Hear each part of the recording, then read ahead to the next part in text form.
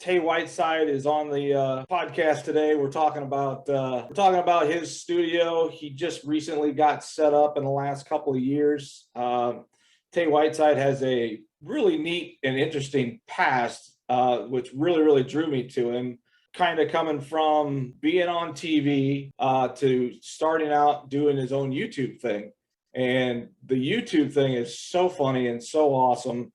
Him building out this building that he took possession of and doing basically what we all kind of dream of when we become our own bosses. Just going out there doing our own thing. It's been really cool. Tay, how you doing, man? Good, man. What an introduction. Holy cow. That was very complimentary. And thank you. Cheers. Happy to be here. Awesome. So what got you into YouTube? And far back you want to go? Far back as we can go. I think I've always been, first of all, thanks for having me. Happy to be here. Appreciate it. Absolutely. As you said, I own and operate a custom metal fabrication studio here in Roanoke, Virginia, called Lift Arc Studios. And yeah, it's been my recent venture. But the YouTube things, I don't know, I always had a camera in my hand when I was a kid. I was always filming my friends, jumping bikes into bushes and stuff like that, inspired by maybe a little Jackass inspiration as it happened. But then also I loved editing. I loved working a camera. So that happened when I was a kid, and then working with my dad at Black Dog Salvage for years, in my whole life, really. We ended up getting picked up for a television show called Salvage Dogs on the DIY network. And throughout the course of that, I was around all the film guys, cameramen, women, and that accelerated my love of, filming and producing. And of course, by virtue of also being on the show, I learned how to be on camera and how to look straight into the camera and not get wigged out and be able to talk to the people. Right. So fast forward 8 years of TV, 11 seasons, the show got dropped. And then around the same time, I left Black Dog and started this venture, 5 minutes away from Black Dog, down the road. And then, so when you start your own shop, as you said, it's sort of a blank canvas, like, what do I want to do here? I can do anything. So metal fabrication is the main gig, but being 29, a millennial, quote unquote, I'm very accustomed to social media and marketing myself and talking about myself, as painful as it can be sometimes. Yeah, right. The YouTube thing, I'm a huge consumer of YouTube. So it only felt natural to take my love of production and now my ability to be on camera and this business that is sort of the umbrella for all of it, and just combine it all together and make the channel, and have the channel. At first it chronicled the overhaul of the building I'm in, because that was the only thing we had to film. But I didn't realize you took 2.5 years to get all that done.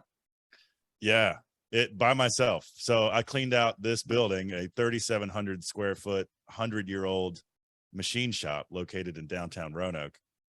And it was a pigsty. I mean, you could barely walk through the shop. They had been using it like that, but they hadn't cleaned the shop or put anything away in probably 2 decades. So longer than that. How hard was it to get rid of some of those tools I saw you get rid of? It was painful, because this shop was filled with late 1800s and early 1900s machining equipment, stuff that ran off of line drive systems in the ceiling with big canvas belts. So there are machines in this building that might be the last of their kind ever. There's a machine in here, a horizontal milling machine, that I was told its sister is in the Smithsonian Museum. So wow. There's truly some one-off pieces in here. But some of them were 30,000 pound behemoths that I would never use. So I did the right thing, and I plugged into the antique machinery community online via forums and Facebook and stuff. And I said, all right, guys, a bunch of gray haired dudes that have nothing better to do than collect old machines, which is perfect. That's exactly what I was looking for. And I said, all right, so these are the ones I'm looking to rehome. I do not want to scrap them. I do not want someone to get them and sit them outside in the rain and they turn to rust. I want them to go to people that will use them. And 90% of what I got rid of went to guys that, as far as I know, at least two that I can prove, have fully restored the machines. They continue to use them in their shop. So that makes me feel good, but it was also exhausting because there's a reason people scrap a bunch of stuff when they buy a building like this, because it's easy. You Oh, just sure. take it all to the scrap yard and get rid of it, and there's your space. If So part of it everything was was that. easy, we'd all be doing it.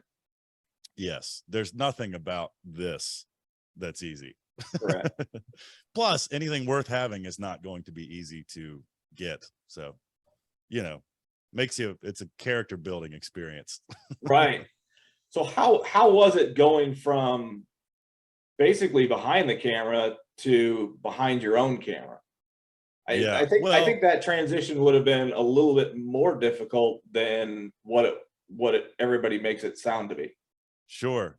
Well, anyone who says that it's easy to talk in the camera and seem natural is either a gifted actor, or just Right. natural talent, which I'm not. Yeah, me neither. But to be fair, like I said, I was in front of the camera for 8 years on the show, so that helped wear down the anxiety and the you forfeit just about all the dignity you have. Just you just get to a point where you're like, who cares? Like you've seen me at my best, you've seen me at my worst. What could possibly go wrong? Exactly. And if you have pure intentions, and I like to think we have a fairly clean channel. Being on a public television show, you kind of learn to, if the camera's on, watch what you say, pay attention on how to represent yourself. The wider the audience you can attract to your show, the better you're going to do. So I like making content that I feel like most times kids and grandparents can watch together. Although sometimes, you let one rip every now and again. But Walker, my editor, will bleep me. So the sorry mom comes out. Yeah, and honestly, when you bleep a cuss word, it's just funnier anyway. Yeah. The bleep makes it funny. But I don't know. The hard transition, I will say, was not so much being in front of camera. It's the vlogging, the holding the camera and speaking into it like some sort of sociopath. Like that's the hard part. Yeah, I don't know how to do that. It's rough, man, because you gotta amp it up. I mean, people's attention spans are so short that even if you're having a bad day, if I need to make content and I'm in a bad mood or whatever, I have to fake like I'm excited, because nobody wants to watch somebody who's just like, oh, I don't feel like doing anything today. Right. So that, there's a little bit of imposter syndrome with that sometimes. But that's not, as far as YouTubing is concerned, and any sort of influencer, as we call it, that's the hard part, is filming yourself, putting logical thoughts together in ways that people can understand and whatnot, and just having a good at what attitude. point did you go to yourself, okay, the filming myself is pretty cool, the filming myself is pretty awesome, and I just struggle with the editing is what I struggle with the most, because I'm not a millennial, so I grew up of the era of Army men and Hot Wheels in the dirt, where most of these kids today have grown up with their phones and the computers, and they know a lot more about the editing. I know zero. So that's where I struggle with. And I've just started looking into hiring an editor to start helping me with this kind of stuff. Did you go straight into your own editing, or did you bring somebody out of the box and help you right away? Yeah, good question. That is for sure the hardest part of being a content creator, is the editing. Like, anyone can film. The dream job in the film world is to be a camera operator and just film stuff and then give an editor your memory card and be like, here you go, I'm done. Yeah, that's the dream job. Yeah. I did, though. I remember I'm 29. And so I was like a blend. My childhood was like, I learned the old things. Like the first camera I played with was it had a tape in it, it was like a high 8 Sony something.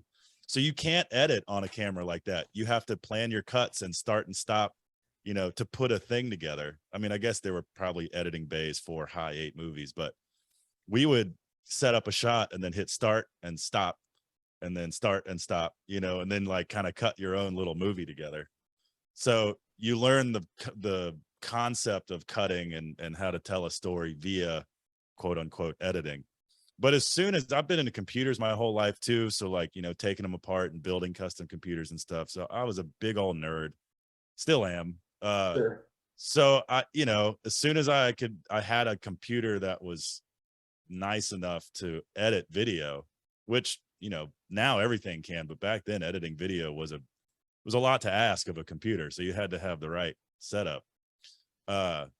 I did mess around with it. You know, I'd find free software and figure out how to cut clips together and how to tell a story and how to overlay titles and fade in and fade out and, you know, put music to it, that kind of stuff. So I taught myself how to do that. And then over the years, I just did it a lot and got better and better. And eventually, you know, I got nicer cameras and paid for editing software instead of, you know, illegally downloading editing software. Right. You know, and then, yeah, the bar of entry is tough with a lot of this stuff, but it's getting easier. Like now everybody's an editor. Everybody is a producer. Everybody's a camera. You can do everything on your phone, which is crazy. It also helped too that the last 5 years I was at Black Dog, I was their social media marketing person, which if you know me as a metal fabricator, that's going to sound really ridiculous, but it was it was a family business and I was the youngest person on the team and I had the capabilities to do it. So I was in an office editing videos for social media and Black Dog's YouTube channel and all that. So that was a legitimate paid gig as a producer and editor and all that. So that is where I really got good at it. And so, you know, and in some ways I feel bad because I learned basically how to become an editor at that job, which I ended up leaving. And then now I use the skills that I learned there to do my own stuff. Yeah, But no, that's crazy. How was it? I mean, my scenario. So I grew up in the, the 70s and the 80s, and we're farm kids, basically growing up on the river rat type deal and all that kind of stuff. And my dad was kind of a hoarder when it came to, you just didn't throw anything away during that time. I kind of see that a lot with the way you kind of grew up with Black Dog Salvage, and your dad has some amazing stuff, and I've been to your dad's studio or the warehouse 10 years ago, and that's an amazing place. right on, man. I'm glad you came. I love that place. I mean, I just love old antique shops that people take their stuff and remake it, and that's kind of what I do as a hobby. I've got a 4,500 square foot shop down in Tennessee that I've got a wood CNC and a small plasma table like you have, but you've got that huge saber. Yeah, they're in the background there. That's a fun toy right there. Oh, it'll get you in trouble, that's for sure. Well, yeah, I mean, especially when you don't know how to run it. I didn't know anything about SVGs and all that kind of stuff. I learned by messing up probably a couple $1,000s worth of plywood, and just teaching myself along the way. But it's really, really cool on you growing up with your dad, doing all this salvage work and having the ideas, and then you going out on your own and seeing you grow with this situation. What was that kind of like? Well, it sounds like you grew up studying your old man's techniques as well, right? Like, I mean, if we needed it, we fixed it and built it. Yeah, and you and I are, and anyone else that grows up like that are very lucky. I owe everything I have to my dad and his willingness to teach me, to answer all my incessant nagging questions. I was and still am such a curious kid. I have to know how everything works, and I see something that I'm interested in. I want to figure it out. I want to take it apart. I want to figure out how to build it again or fix it or modify it. My brain never stops. So that innate curiosity plus my dad being very handy himself. My dad was he grew up in the 60s in North Carolina and went to the Navy after high school. He was a parachute rigger in the Navy, and then he ran boats out of Florida after the Navy. So he worked his way up from deckhand to yacht captain, so had a big maritime background. And throughout the course of all that, you have to learn how to fix and build just about everything. And then when he married my mom and they moved back to Roanoke and had kids, well, I was born in Savannah, Georgia, but moved here when I was 3. That's when Dad started Black Dog in 1999. And I'm not sure he knew what he was doing, but he and Robert, his now business partner, who was a contractor, still is a contractor, this old house came up for sale in Roanoke. I think it was going to get demolished, but it was a beautiful old Victorian. And the two of them said, there's so much nice stuff in this house. Let's take it apart, find somewhere to put it. And the warehouse that Dad had is where they stored all the stuff from that house. And that became Black Dog Salvage's first location. So that all happened when I was like 7, 8. And so since then, I was lucky enough to grow up in the shop with Dad, looking over his shoulder in the wood shop, how he fixed and built furniture and all this stuff, so architectural salvage isn't necessarily my passion, but that world and the building and fixing and creating side of it, I was like, it plugged into my curiosity receptors like perfectly. And so it was an incredible launch pad, and I feel incredibly lucky to like have had that opportunity. And I feel like this is a whole other side tangent, but people may not even know that they're into the trades or the crafts because they've never been exposed to it. I was lucky enough to be exposed to this whole world of like, I didn't finish college, but I never felt the need to, because I would just plugged right into this thing that could be a, valuable career. You can do more, you can do well for yourself if you work hard. It's like you get out what you put in kind of model, which is so valuable to learn. And it doesn't exist everywhere. A lot of jobs you put in as much as you want, but there's a ceiling, bad boss, no more, you can't climb the ladder anymore, that kind of stuff. So yeah, we're only as good as our failures, but yes. And, fail a lot. Failing shows that you're trying. Absolutely. That's why I started this, because I knew I needed to fail a lot. Yeah. Well, how about you? How was it? What did you pull from your old man or any of your sort of? I think I learned how to drink really, really well at a young age. Yeah. Other than that, that's one of the things that I struggled with growing up. Our parents, we had a cabin on the river, so every Friday at 2:00 we were at the cabin during the summers. We got there, we had our chores we had to do, and then we didn't have to see our parents again until Sunday when we left. Basically, we just showed up for food and that kind of stuff. And, all the neighbors and boating and all that kind of stuff, there was just drinking going on all the time. So that was kind of the way I knew how life was supposed to meant to be. Right. When I got to, junior high, I was probably drinking a couple cans of beer a day. This is kind of the way the life was. And, sure. By the time I was 21, when I was supposed to be legal to drink, you were over it at that point. No, I was full-fledged into it.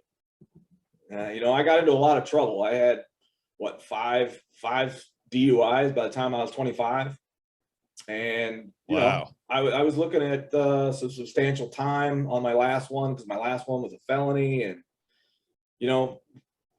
I came home one time. I remember my last day of drinking. So I went out, I had a lot of fun, played some softball, got super drunk, and came home to my mom and dad's house where I no longer lived, woke up on their floor in the basement, and came upstairs, and my dad was sitting at the kitchen table, and he goes, "What do you got going on?" And I says, "I think I need some help." And wow. that's kind of when I realized that I just don't want to do this anymore. So how old were you when that happened? I was 25 at 25. that age. Yeah. So that's pretty early for you to have that realization. Yeah, but you got to remember, so if I've been drinking regularly since I was 11 till I was 25, I had 14 years of drinking in. That's a good point. And I drank myself out of college. I drank myself out of 2 or 3 great jobs, drank myself out of a driver's license for quite a while. You got at age 25, it was October 27th, 1995 was my last drink.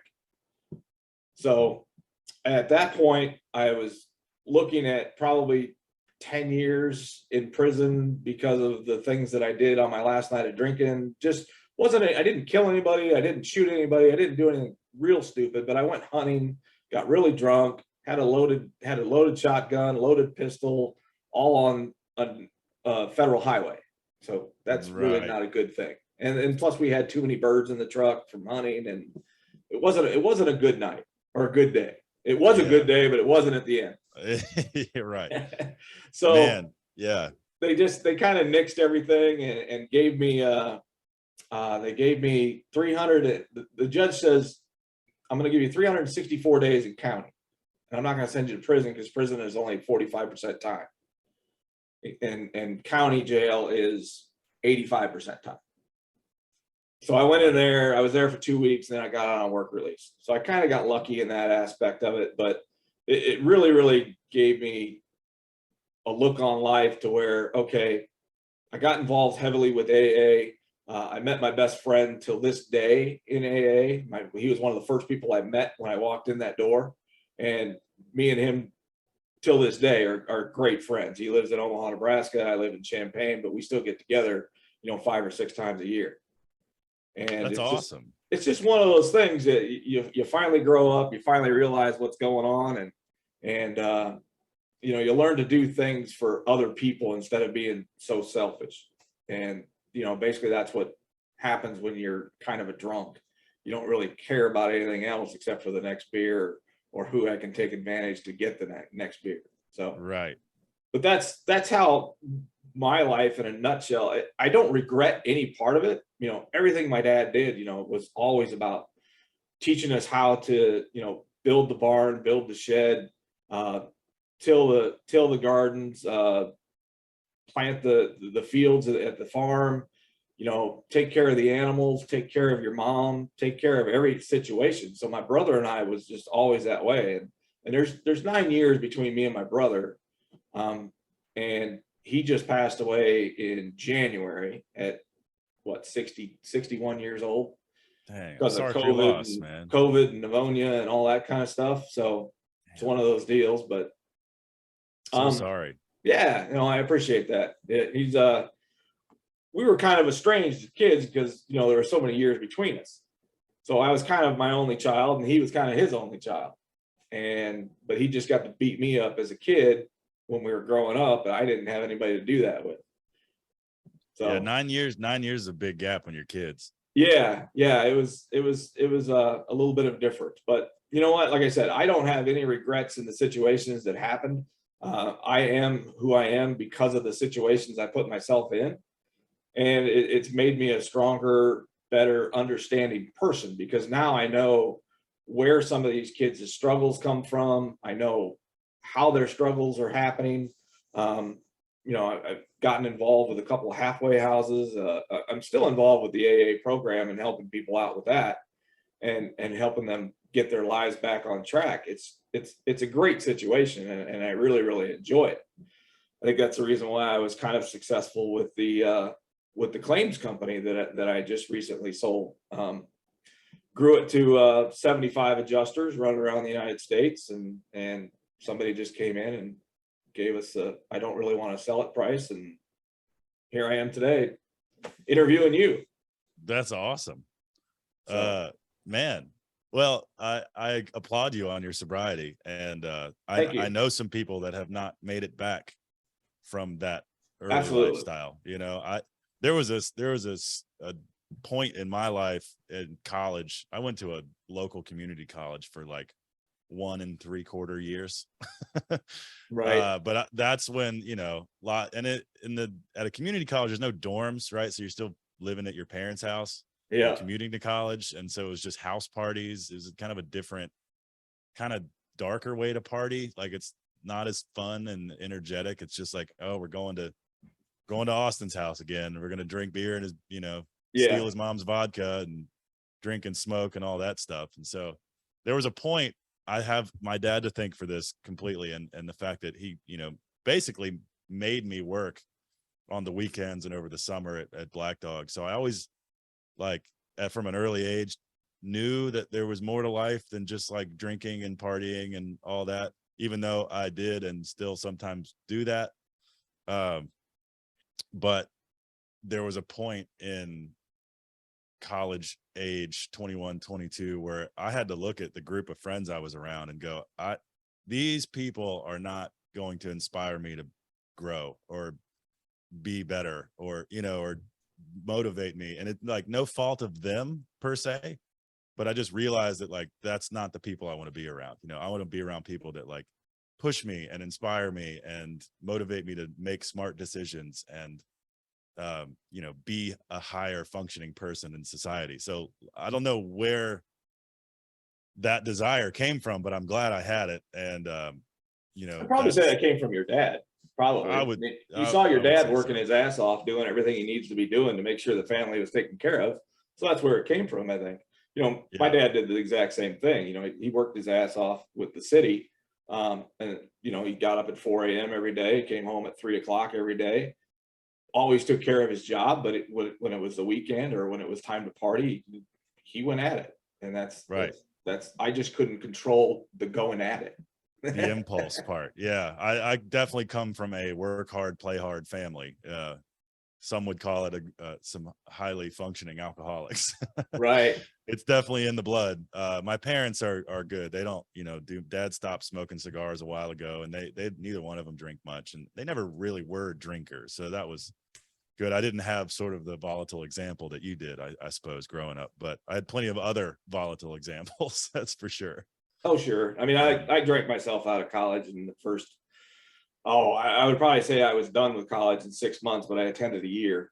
But you know, Just for good measure. yeah, just to hang out with some friends and hang out at the fraternity house. Got thrown out of the dorms, couldn't live there anymore. Yeah. You know, got thrown out of the house that I lived with two other guys because they couldn't stand how hard I was partying. So then I moved into the fraternity house. Well, that didn't do much good for me. No, you going into a fraternity house as a young alcoholic is a recipe for disaster, I imagine. Yeah, and I was one of the lighter drinkers. Ooh, yeah. I am kind of, some parts of me wishes I had that like classic experience, but then there's other parts that I think, because I do have an addictive personality, I know that about myself. And, you know, luckily I never got into hard drugs or anything, Yeah. probably because I wasn't really around it. So I'm thankful that I didn't give my brain the opportunity to experiment, so to speak.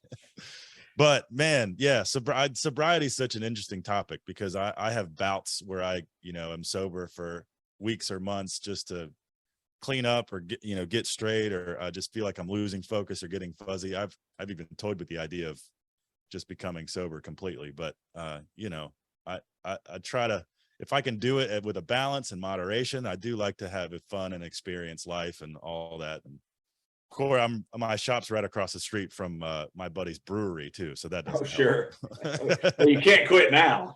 No, I know, and he gives me so much work. You know, like so much custom fabrication to do for those guys. So Absolutely. and they pay in beer. Brewers pay in beer, which makes it a little tough. Oh, wow. That would make me go broke. Yeah. Well, anyway.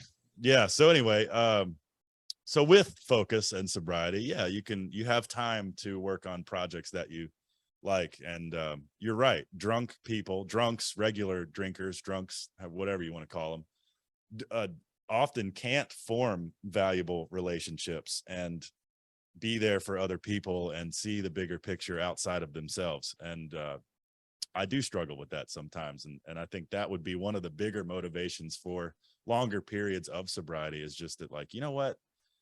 I'd like to be better about reaching out to family. I'd like to be better about being there for my friends, you know, and having a more healthy relationship. So even with or without drinking, those are things I think are important to think I about. think so. But I mean, the one thing I see within your system and who you are, just through your videos, you give a crap about the people.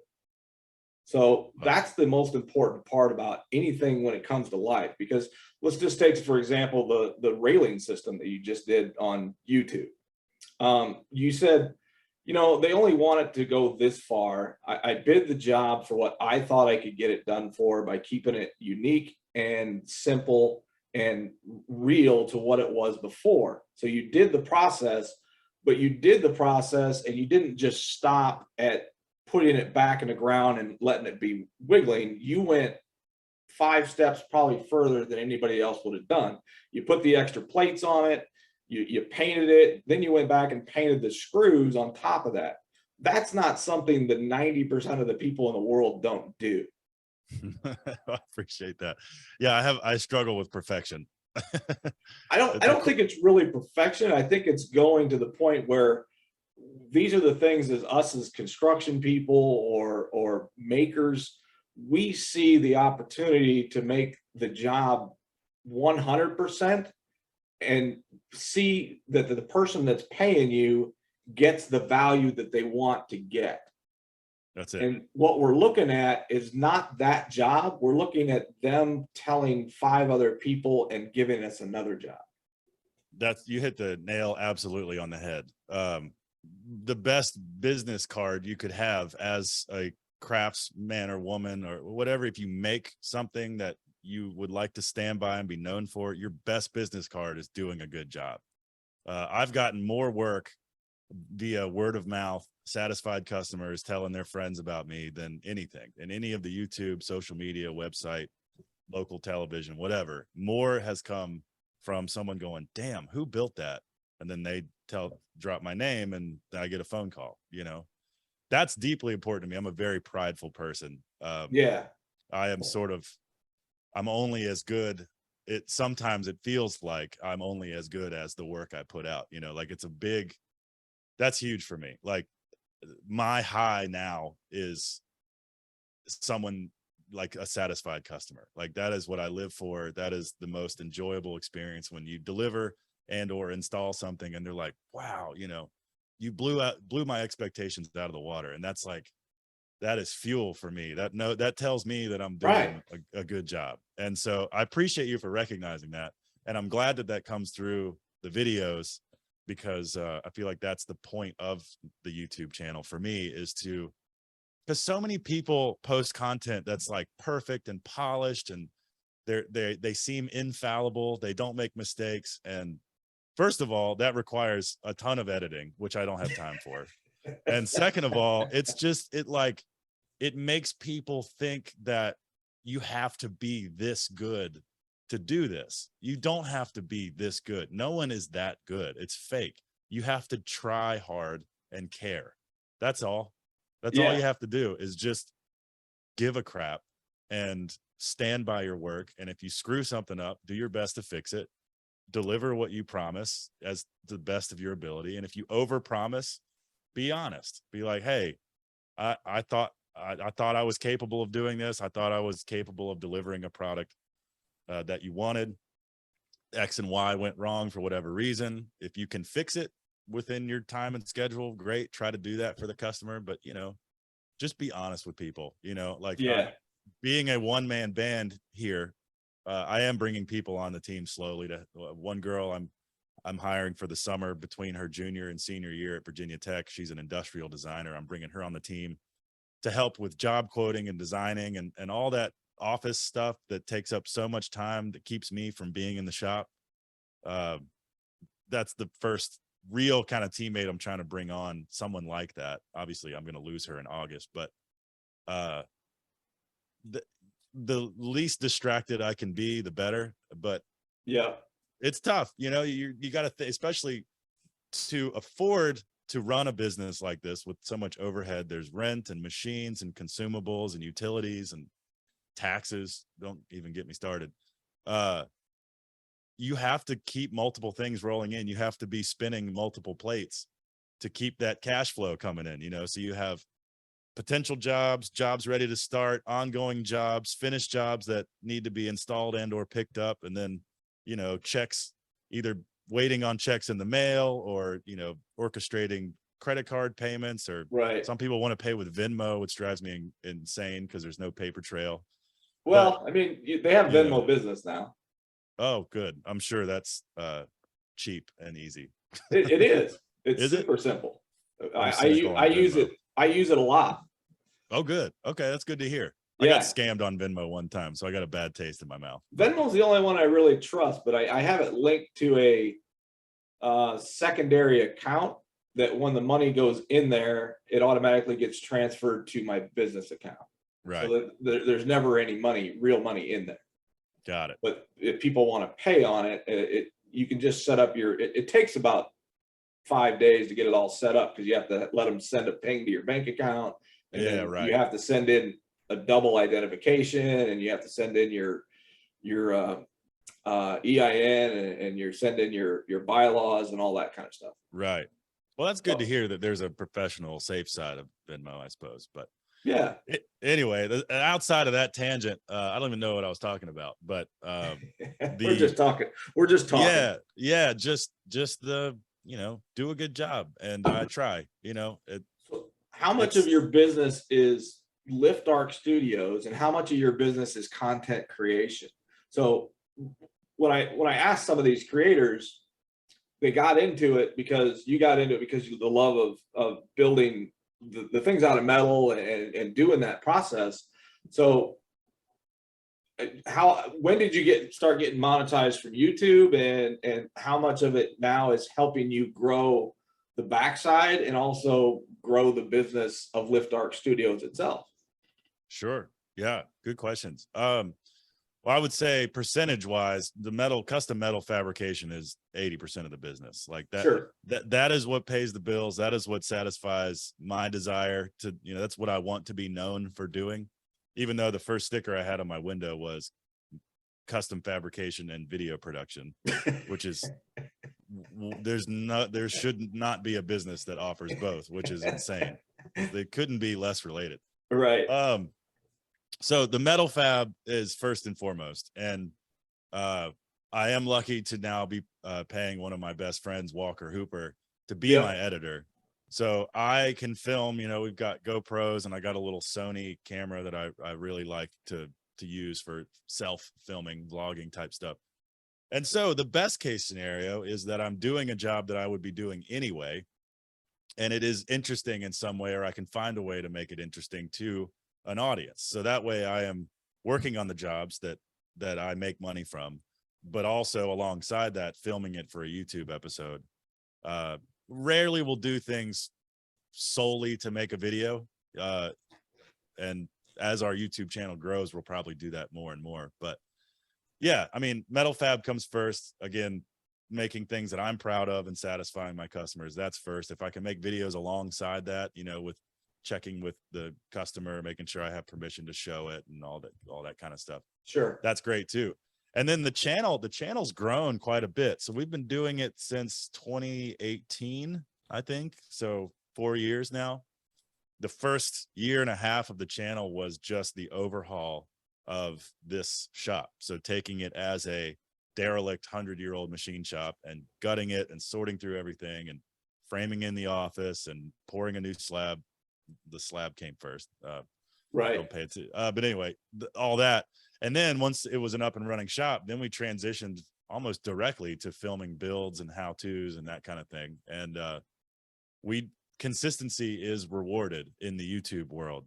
Now we do a video every Friday, and it is, I get this weird empty feeling if we miss a Friday, because we've been rewarded for it. We are monetized now. We've been monetized for like almost 2 years. And as it stands right now, we just hit 5,000 subscribers. I think we're at like 5,200 subscribers right now. That's awesome. And, I have one. Well, I'll subscribe to you after this, man.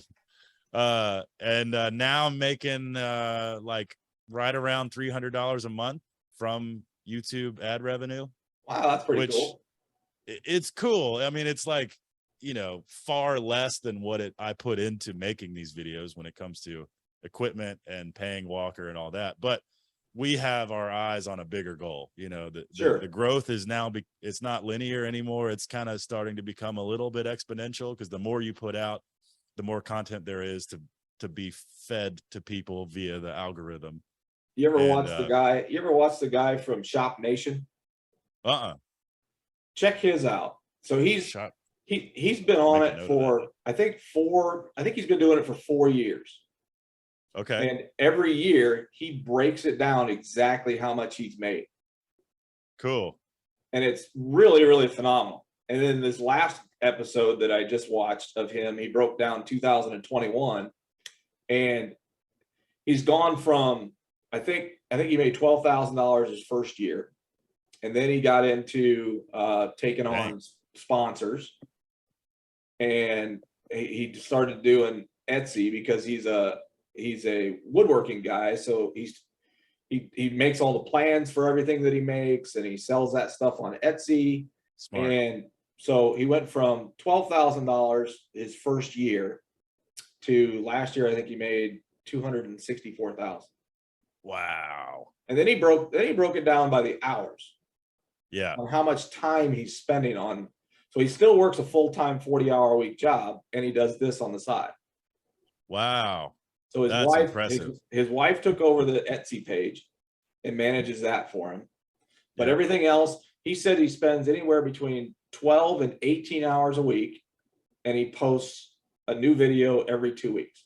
So he posts between 25 and 26 videos a year. Wow. But his videos That's are awesome. He's a funny dude. Yeah. He's really good at what he does. Good. Um, Yeah. And he makes the smalls, and he just makes a lot of stuff in his shop, organizing stuff, and it's just it's an overall good channel. But Cool. to see the editing from when he started to where he is now, I would have liked to have seen him go into breaking down who does his editing. Yeah. Well, and there are huge YouTubers out there that still edit all of their videos themselves, which blows my mind. I don't understand how I could never. I can't do it. I mean, I could do a video every Friday myself, but they would not be nearly as good as they are when Walker edits them. Right. And we get praised for our production value a lot. Not to toot our horn or seem whatever, but I think rightfully so. Like, they are far better than when I was just editing them in my free time. And Walker, my buddy, he's a certified animator. That's what he went to school for. But the guy can produce and edit anything. He's a Does he need more work? master. That's up to him. I mean, I think he has a pretty relaxed lifestyle, and I think he prefers to keep it that way. Right. But I tell Walker, I'm like, he's not hourly, he's not a technical employee, just he's a subcontractor technically, but sure. I tell him, I'm like, you can work as much as you want. Like, if you wanted to come in and every day 9 to 5 and edit stuff for YouTube, TikTok, Facebook, Instagram, website media, there's always stuff to do to help promote the business. I'm like, you can have as much work as you want. But he usually comes in on a Wednesday, and then with 2 days of editing, he'll have a video ready for Friday. And I think he does a great job. And it's crucial. Huge. It's crucial. I've seen like I said, I go down the YouTube rabbit hole when I find people that I like, and I try to watch through, unless they've been doing it for 10 years and they've got 1,000 videos. It's just, I try to start from like the very beginning, watch a few of those, the middle, and then I watch usually like the last years of everything. And I've seen yours transform from basically you carrying around the camera, setting up the stand, and filming yourself and doing I still do that, by the way. And you still do that, but there's a lot more somebody carrying the camera and that kind of stuff. The amount of professionalism has gone up, so to speak, but the content has stayed the same. Yeah. Cool. I'm glad it seems that way. I appreciate you saying that. And that's great. That's really cool of you, by the way, too, to do a genuine deep dive on people's channels and like really take in the whole thing and see their journey. That's awesome that you I'm a YouTuber. Aware of that. I went out, so I got into woodworking. I've been building stuff all my life. So I got into woodworking. I've always liked the greatest tools that are out there. So, but I can't fathom paying some of the dollars for things.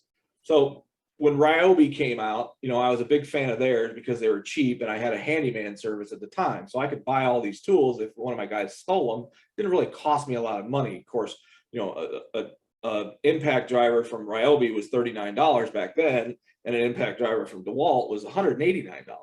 Right. So I could just buy those, and I still have some of those tools from back in when they first came out, and they still work great. But when I got into YouTubing, I was like, man, I love what these CNC machines are doing. So I always say going big is better than not going big. And so I wanted a big table in case I wanted to do 4x8 sheets or something like that. So I did all kinds of research on YouTube and this and that.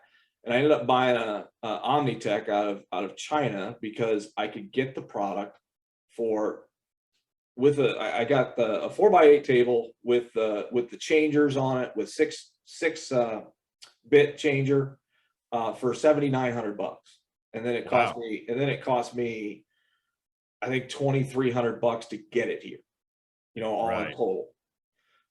So I was in it for 10 grand, and I looked at Shop Sabers. They were $39,000.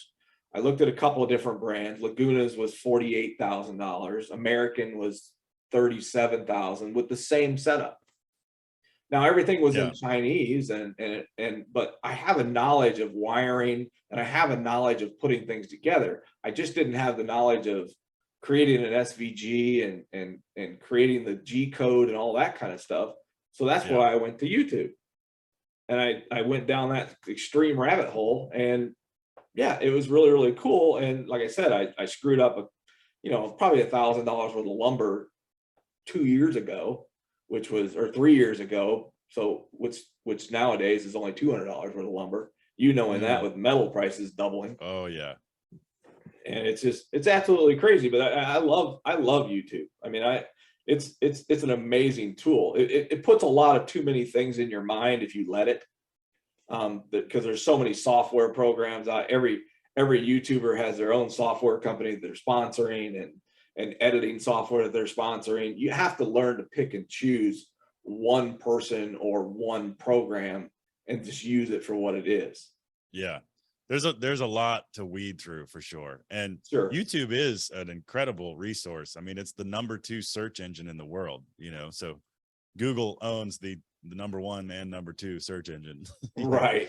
But YouTube, like anything, I've learned so much from YouTube, like whether it be automotive or, diagnosing something, whether it be software or computer stuff or CNC related repairs. It's so good for that. And when the world of CNC, there's so much white noise. I mean, it's cool that there's a lot of now different companies that are giving people all sorts of options and different price points, and there's a machine for just about every budget and every like skill level, more or less. I didn't do all that much research, I have to admit. I probably looked at the top 4 brands, at least in my mind. I looked at Lincoln, I looked at JD Squared, I looked at I think the Laguna, and now I'm talking about CNC plasma. You are talking about CNC routing, which CNC routing has it's overall a little bit more affordable, or it can be. At least you're doing 4x8, so that's a big machine. But most people that want to get into CNC routing do like a 2 foot by 2 foot table, or something like an X carve or something, bench top stuff, shop bot or something. So already that's more accessible. But I was a woodworker for a long time alongside metalwork, but I wanted to focus completely on metal.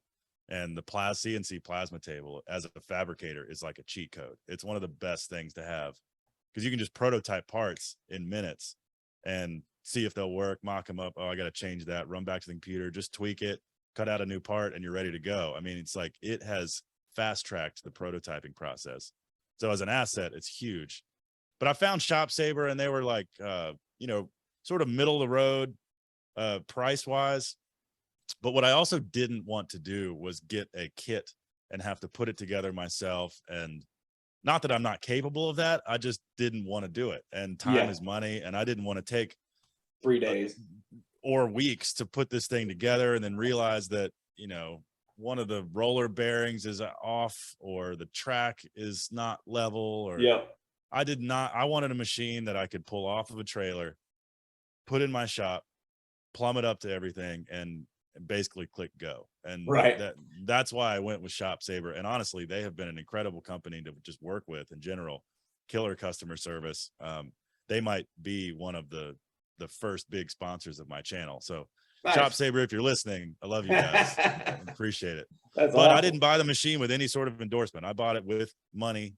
You know, I got a loan from the bank and financed it. And that was the one big business expense other than, you know, the renovation and all the startup costs. Like that was the Sure. first big tool acquisition. And now it's the backbone of my business. I do a ton of custom metal signage, sculptures, metal art, and a lot of it, as a lot of like diehard OG craftsmen like to say, that CNCs, you know, takes the soul out of fabricating. You know, it's It just a really bunch of doesn't. I don't. robots. It just depends on how you're utilizing it. Like if you are just clicking go, cutting a piece and selling it, yeah, that's not very like romantic.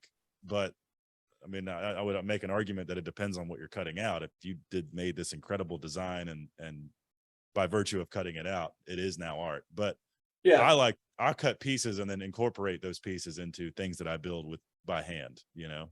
Sure. I It's think sort of a the OG people that are out there don't really, the reason why they say that is because they don't really understand it. Because when you go into that could be a good point. Yeah. when you go into designing something and then just having the machine cut it out, the mindset of designing is still designing. True. And being able to weld it together after you've cut it out and designed it, it's still the maker's part of it. They're Yeah. just mad because you're not going back to the 1920s and forging it. That's fair. Yeah. And purists are exhausting. There's purists Yeah.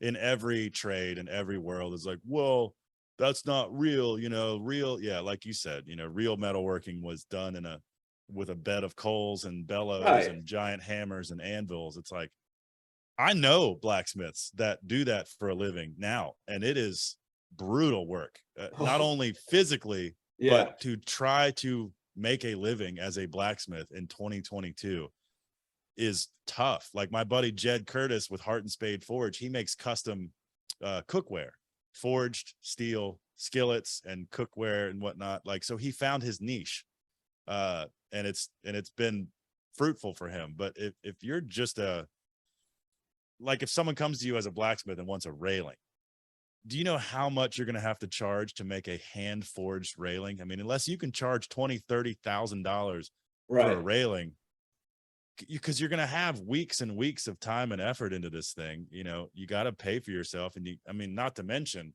a blacksmith shop costs, you know, 6 figures to put together, between power hammers, forges, all the gas and plumbing you need to run a forge, and, you know, anvils. Shit, you could spend $5,000 on an anvil.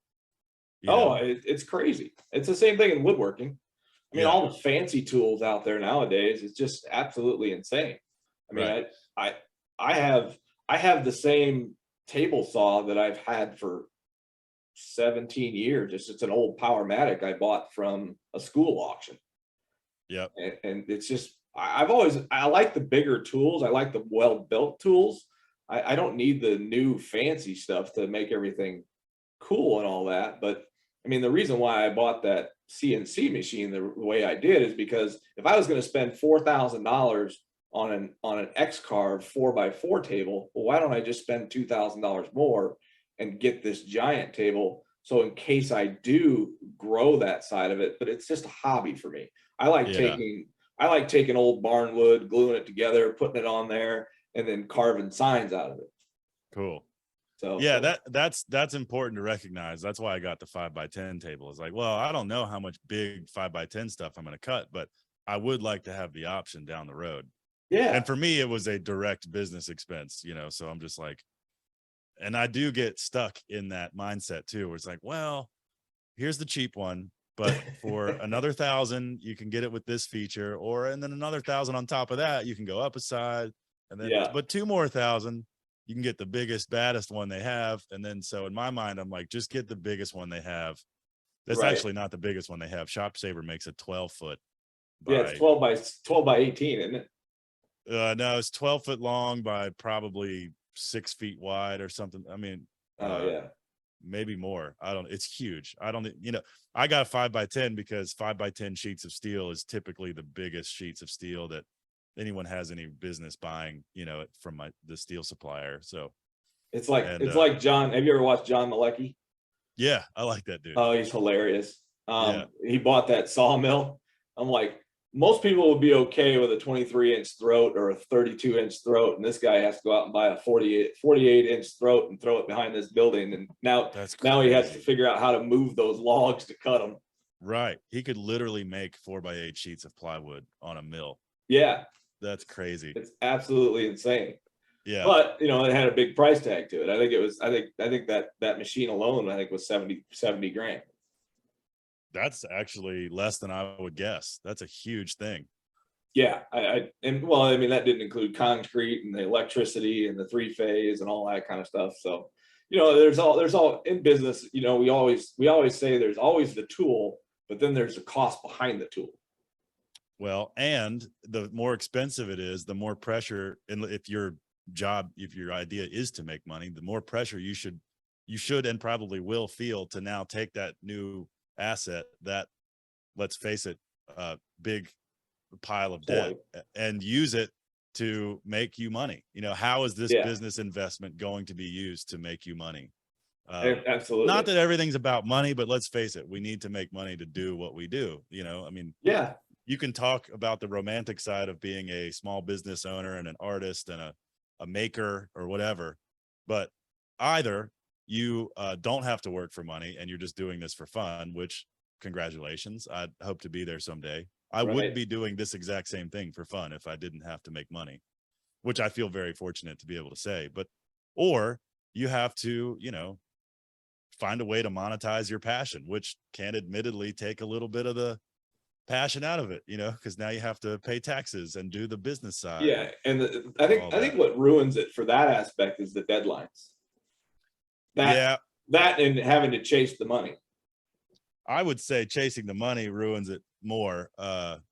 Although it is kind of fun. It's sort of a puzzle to figure out, how much should I charge? How much can I charge? Knowing your client, if you're getting contracted to build something by some giant development company, there is what the job should cost. And then there's like, well, I mean, these people drop $1 million checks every day.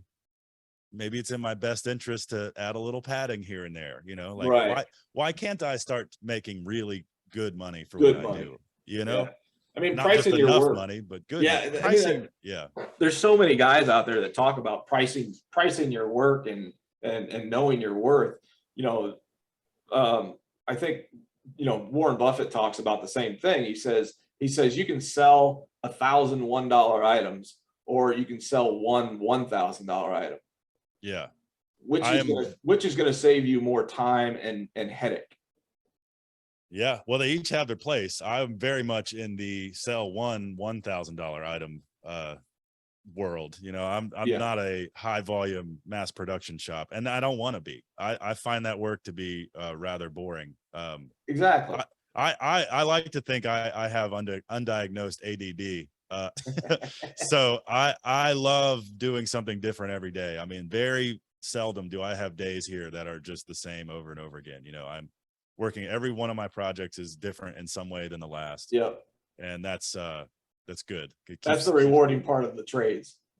Yeah. I mean, for all the, we could sit here and complain about how hard it is to start a business and run a business and make money. But the point is, you're doing this for the sole purpose of being able to chase your passion.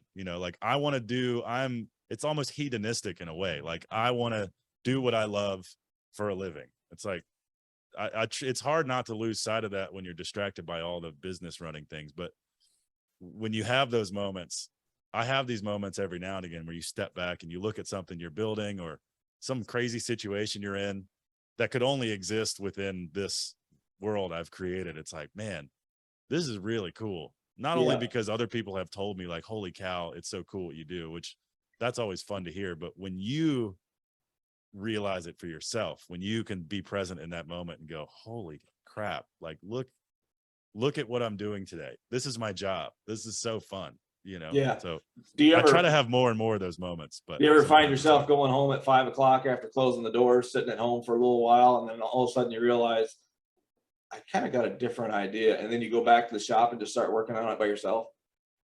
Yes. Well, I live 20 minutes away from my shop. So sometimes when I get home after a long day, I'm going to shower and lay on the couch, but you totally have to walk away from things sometimes and just come back. I will stare at something until I'm blue in the face and I just can't figure it out. And then I'll be in the shower or driving home or driving to work the next morning. And I'm like, oh, that's how I'm going to solve that problem. Yeah, And then you get to plug back in and try it. And that at the end of the day, that's what I do, is problem solve. That's who I am. exactly. That's who I've been since 5 years old. I need to figure things out. I love solving problems, not only for me, but actually more satisfying is solving other people's problems. When Yeah, some lady brought me a chair a few weeks ago that was like a metal outdoor chair that was bent and broken. It looked like it fell off a roof. There was no straight line left on the thing.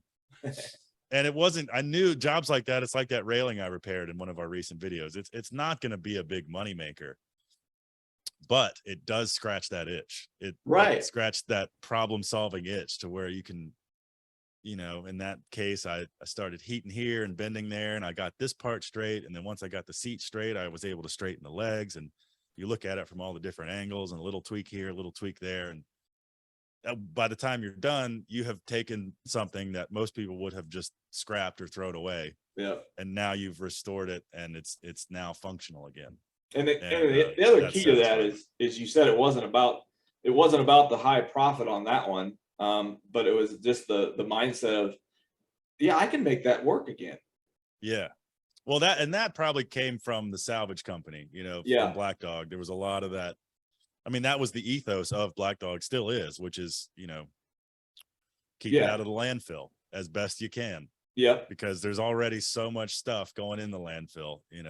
Older stuff is obviously nicer to work with because it was built by people that care, versus furniture nowadays that's just throwaway.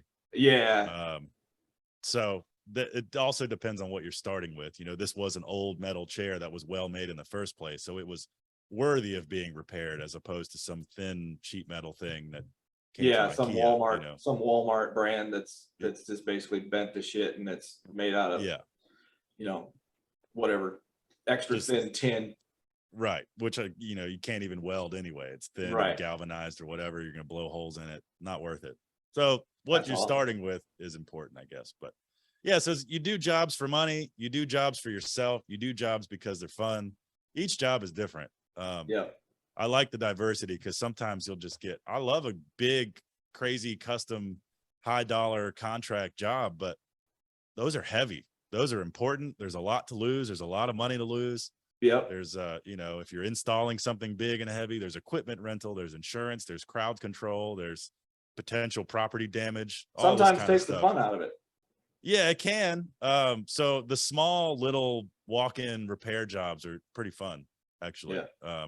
And again, the diversity is killer. So, Oh, but Tay, so we've been at this conversation for a little over an hour, and it doesn't yeah, even feel like that. I mean, no, that's why I love doing this job. And I say this is a job, but it's really not. This is just what I really, really enjoy doing, is finding out who people are, how they tick, and hopefully other people can relate to this and find a solution within this conversation to where, okay, yeah, these guys are making YouTubes, or they're making podcasts, or they started their own businesses.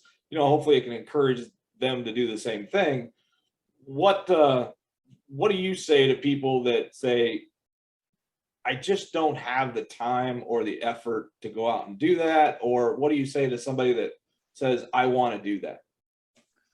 well, that's a great question. And the best answer I've been able to come up with is it starts with recognizing your starting position. I have been very lucky in many ways to have, a good childhood and two parents that both ran and still do run their own business. So I saw how that was possible. And again, like I said, I grew up watching my dad build and fix things in the shop. So I've been very lucky early on to be exposed to it, and that, you know, what my parents did was innately interesting to me. And, you know, we didn't grow up with tons of money, but we definitely weren't poor, you know, pretty right in the middle. So understanding privilege is important to me, but also people get shown big opportunities all the time and they just ignore them. So with every person that got lucky, there's also a person that chose not to say yes to an incredible opportunity. So there's a wide spectrum of how people get where they are and where they want to be, and every person's journey is different. What I can say though is that there's a lot of consistencies. You know, there's a lot of common denominators with successful people, which is you know, hardworking, dedicated, consistency. You're going to have good days, you're going to have bad days, but if you really want something, just keep showing up. Do a little thing every day that might get you closer to your goal. I've had days where, whether I'm exhausted, tired, hungover, you still show up and just do something, you know, even if all I did was edit photos of my builds to then schedule and post on my website and social media. That's something. Yes, I sat in a chair and did barely 2 or 3 hours of work, but it was still something that puts you further. And then there's days where I'll work, you know, 16 hours in a welding jacket out in the sweaty shop, actually building something crazy. So, you know, it's a spectrum. There is no right or wrong answer. You know, I mean, work on your credit. If you want to be a small business owner, like, you know, work on your credit, get a credit card and keep it paid off. You use it here and there, establish credit, because borrowing money, I think, is learning how to leverage debt is really important. I have some friends that are all in the Dave Ramsey, no debt, cash is king, don't buy it if you can't afford it lifestyle. And I'm like, that sounds great on paper, but if I did that, I would not have a house. I would not have a business. I wouldn't have a car that I, you know, like. I'd be you know, whatever. Right.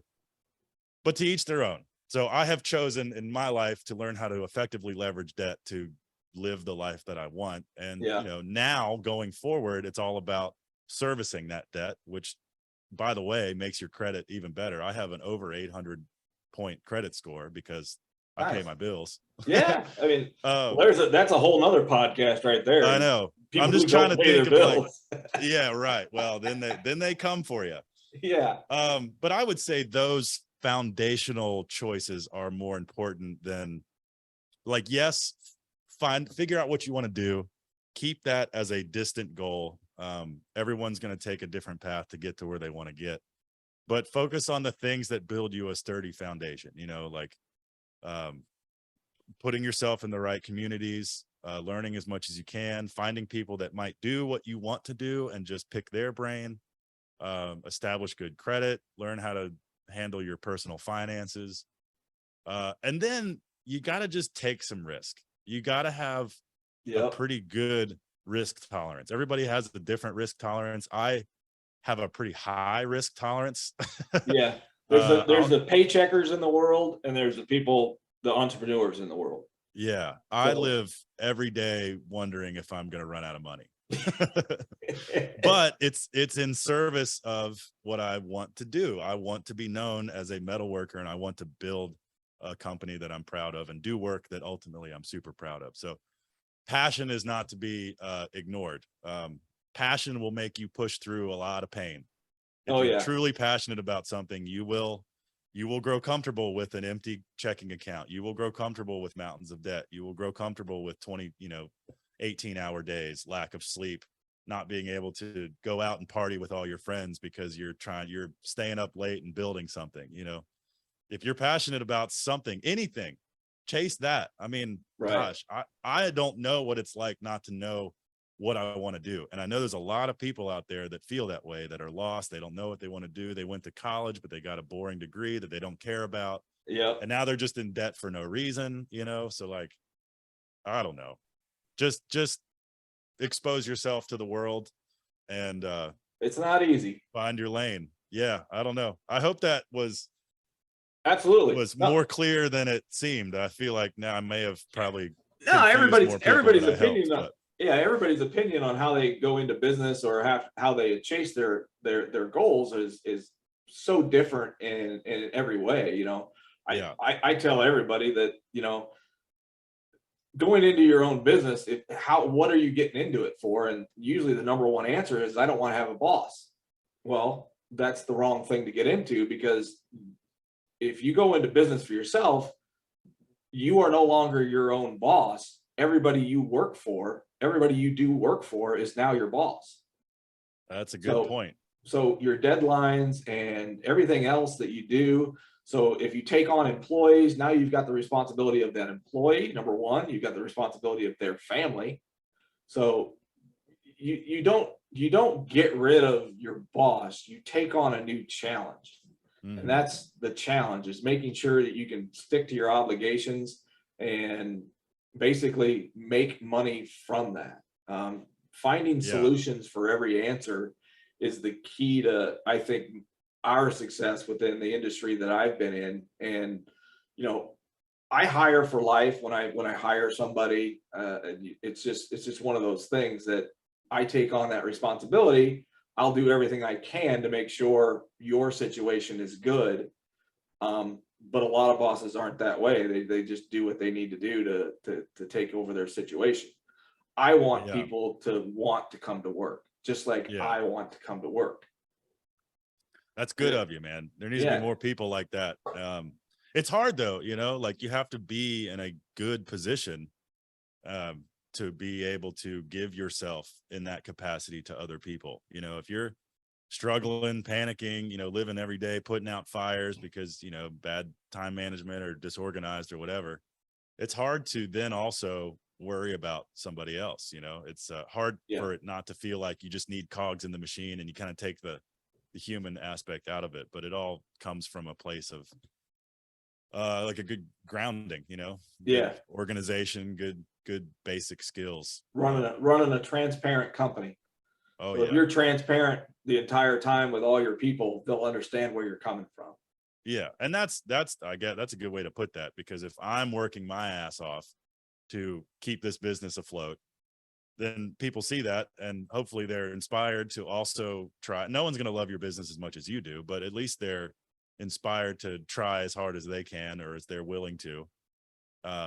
And if you slip up or you forget something or you whatever, then at least they understand why, because you're running it full throttle and people make mistakes. When I let people into my books, when I started letting the employees into the books, they really started to understand what we were trying to accomplish. Because then they understood, well, okay, he made $10,000 off of that one project and he paid me $400 of that. Well, now they get to see everything. So now they get to see, okay, I've got rent, I've got utilities, I've got insurance, I've got all these other costs. So that $10,000 I made, I only made what I paid myself. It goes away pretty quick. Everything else went to be able to cover everybody else's stuff. But it's just one of those things that we do as entrepreneurs, is basically trying to do something that we have an idea for, and hopefully it makes money. And if we're passionate about it, and we just go out there and doing the podcast, we just go out there and hit record and start doing these interviews, every time it gets easier, every time it gets more fun, and every time you see more interesting people out there that I want to interview. And that's what this is really, really turning into for me. And that's why I really, really enjoy it. And that's why this conversation between you and I today has been absolutely phenomenal. I mean, like I said, when you bring somebody on that you really want to talk to and understand, you don't realize that you've been talking for an hour and a half already. Yep. No, I feel the same way, man. This has been a great conversation, and you showed up and did the thing, and it's been a pleasure to be here, man. Absolutely. I can't wait to hear it. I can't wait to help share it and blast it out and see where you go from here. Well, on our way out, give us all your plugs. Sure. My name is Tay Whiteside. My company's name is Lift Arc Studios. LIFTARC Studios. There's a plasma cut sign there. Nice.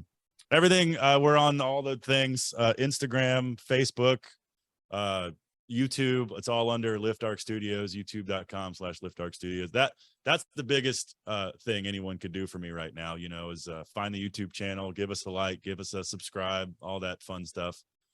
Give me crap in the comments, whatever you want to do. Liftarcstudios.com is the website, so a lot of our finished portfolio photos from all the builds goes there. And if you're in the Roanoke, Virginia, the Southwest Virginia area, hit me up. If you want to come see the shop or talk in person about whatever, a custom fab job or anything else for that matter, hit me up. I'm here. Thank you guys for listening. Thanks for the maybe, you know, 20 people that stuck around to the very end. I don't mean that as an insult to your show. I say that with everything that I do. I'm You like, know, there's that's only exactly 5 how I people took it. watching, So, you know, yeah. this may not go out till next Christmas, but hey. Yeah. If all we got from this was a great conversation, it was still an absolute pleasure. So absolutely. No, that's what the great thing about it is. So, hey Tay, I appreciate you. Hang out for a minute, and we'll see you on the next time. But everybody, thank you for stopping in to educate me. If you know anybody that wants to come on the show, you know anybody that you want to have on the show, please hit us up in the chats on YouTube. Otherwise, you can hear it on all the other podcast things we produce through Buzzsprout, and then we upload it through, I think, 6 or 7 different channels. So again, Tay, I really appreciate it, and we'll hopefully get out to Roanoke and check you out. Sure. Hey, thanks, Doug. It was fun to be here. Awesome. Thanks, man. Cheers.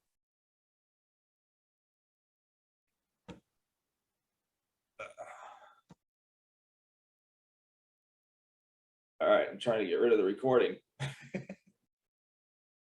Yeah, just so I got it.